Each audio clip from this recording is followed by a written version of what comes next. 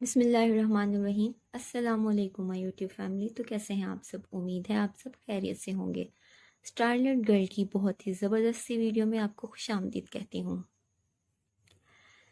ये बात तो आप जानते ही होंगे कि जब एक मौसम जा रहा हो और नया मौसम आने वाला हो तो हेल्थ के साथ साथ बहुत से स्किन इश्यूज भी हो जाते हैं।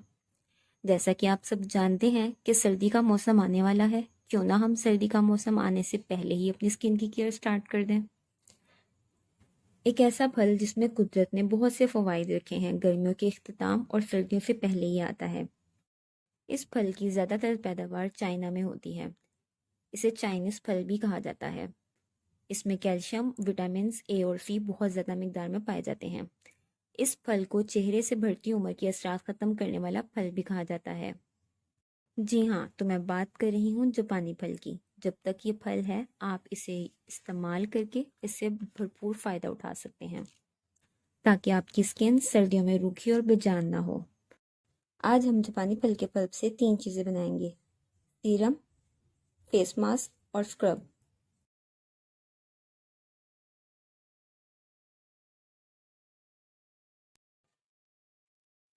अब हम सीरम बनाते हैं।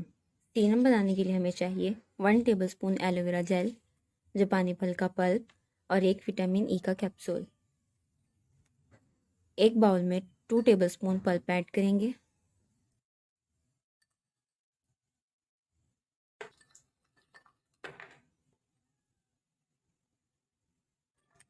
और 1 टेबलस्पून एलोवेरा जेल ऐड कर देंगे। एक इवियन का कैप्सूल ऐड कर देंगे और अच्छे से मिक्स कर लेंगे। अगर आपके पास मास्क अप्लाई करने का टाइम नहीं है तो आप इस सीरम को भी लगा सकते हैं। कोई भी घर का काम करते वक्त इसे अप्लाई कर लें और हाफ एन आवर या 1 आवर लगा रहने दें, फिर वॉश कर लें।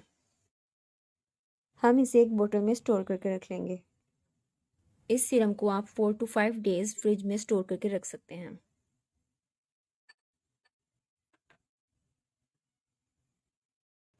फेस मास्क बनाने के लिए हमें चाहिए जापानी फल का पल्प, 1 टेबलस्पून बेसन, 1 पिंच हल्दी।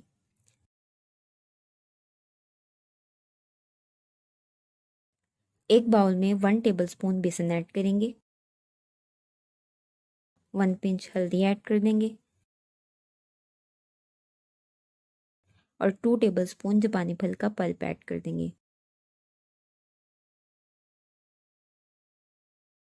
और अच्छे से मिक्स कर लेंगे।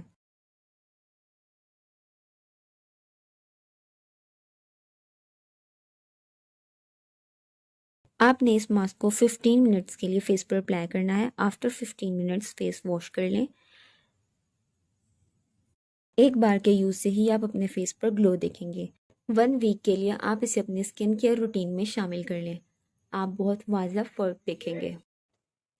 अब हम स्क्रब बनाते हैं। स्क्रब बनाने के लिए हमें सिर्फ 2 इंग्रेडिएंट्स चाहिए: जापानी फल का पल्प और आइसिंग शुगर।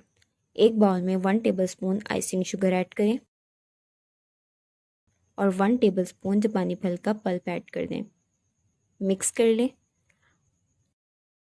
बेहतरीन स्क्रब तैयार है। आपने क्लीन फेस पर इसे अप्लाई करना है और इससे स्क्रबिंग करनी है। 5 मिनट्स लगा रहने दें, फिर वॉश कर लें।